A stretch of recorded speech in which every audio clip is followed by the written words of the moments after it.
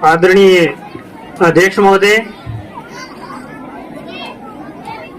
सुबोध शिक्षण संस्थान के प्रिंसिपल साहब, आए हुए अतिथिगण,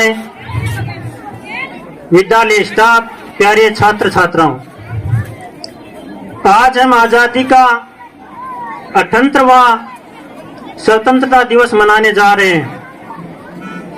15 अगस्त 1947 को हमारा देश आजाद हुआ था। ये आजादी हमें यूं ही नहीं मिली थी, एक लंबी लड़ाई और क्रांतिकारी आंदोलन हुआ। ना जाने कितने युवाओं ने अपना बलिदान दिया, कितने युवाओं की जान गई। इस लड़ाई में राजगुरु सुखदेव, भगत सिंह, बिस्मिल खान, मंगल पांडे, उधम सिंह और अशफाक उल्लाह खान जैसे हजारों क्रांतिवीरों ने अपनी जान गंवाई थी। जो उम्र आज के युवाओं की खेलने कूदने की होती है, स्कूल में पढ़ाई की होती है, उस उम्र में इन नौजवानों युवाओं ने फांसी और गोली खाई थी। तब जाकर हमें यह आजादी मिली है। आजादी के इन 78 सालों में हमने जमीन से लेकर आसमान तक काम किया है।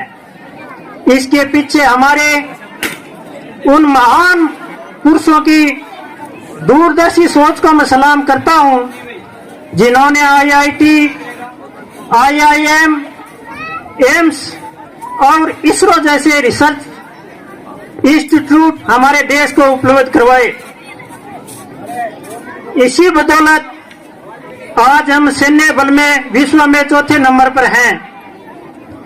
इसी की बदौलत देश में नए नए रिसर्च और अनुसंधान हो रहे हैं। आज हमारे बेटे बेटियां डॉक्टर और इंजीनियर बन रहे हैं। यहां तक कि जमीन से लेकर आसमान तक उड़ान भर रहे हैं। लेकिन इन 78 सालों में हमारा संकल्प अधूरा भी रहा है। हम संकल्पबद्ध थे कि हर घर शिक्षा का दीप प्रज्वलित होगा। शिक्षा के साथ साथ देश को साइंटिफिक टेम्परामेंट पर आगे बढ़ाएं और देश से पाखंड और अंधविश्वास का नाश हो, सामाजिक बुराइयों को मिटाएं। इस बात के लिए भी हम संकल्पबद्ध थे। हर घर शिक्षा, पानी और बिजली का सपना आज भी अधूरा है। इसका मुख्य कारण शिक्षा है। शिक्षा के बिना सब कुछ अधूरा है। शिक्षा में भी साइंटिफिक टेम्परामेंट का होना बहुत जरूरी होता है।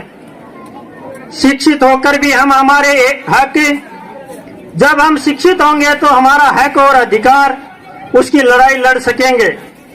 शिक्षित होकर भी हमारा आजादी का इतिहास हमें सही तरीके से पढ़ने को मिलेगा। बिन शिक्षा के अंधेरा ही अंधेरा है। डॉक्टर भीमराव अंबेडकर ने कहा था, शिक्षा शेरनी का दूध है, जो पिएगा वो दौड़ेगा। इसलिए हमें शिक्षित बनकर हमारी बौद्धिक क्षमता को बढ़ाना होगा, जिससे समाज में और देश में व्याप्त अंधविश्वास और पाखंड को मिटा सके और अपने हक और अधिकार की लड़ाई लड़ सके।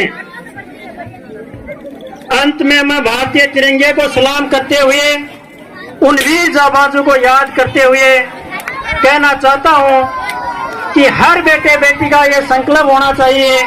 बेटे, आप ये मत सोचो कि हमें स्कूल में पढ़ाया जाता है। स्कूल में आपको पढ़ाया जाता है, लेकिन इसके साथ साथ में सबसे बड़ी जिम्मेदारी आपके अभिभावकों की और आपके घर परिवार की बनती है। स्कूल में आप आते हो, आपके सर हैं, आपकी मैडम है, आपके अध्यापक हैं, उनका काम आपको टीचिंग कराने का है।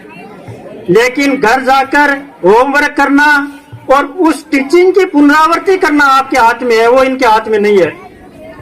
तो आपको आपकी जिंदगी में बेटे और बेटियों को सफल होना है, शिक्षित होना है और अपनी बौद्धिक क्षमता को बढ़ाना है, तो हमें शिक्षा बहुत ही अनिवार्य है। अंत में मैं यही कहना चाहूंगा, जय हिंद, जय जवान, जय किसान, जय विज्ञान, जय संविधान, जय हिंद।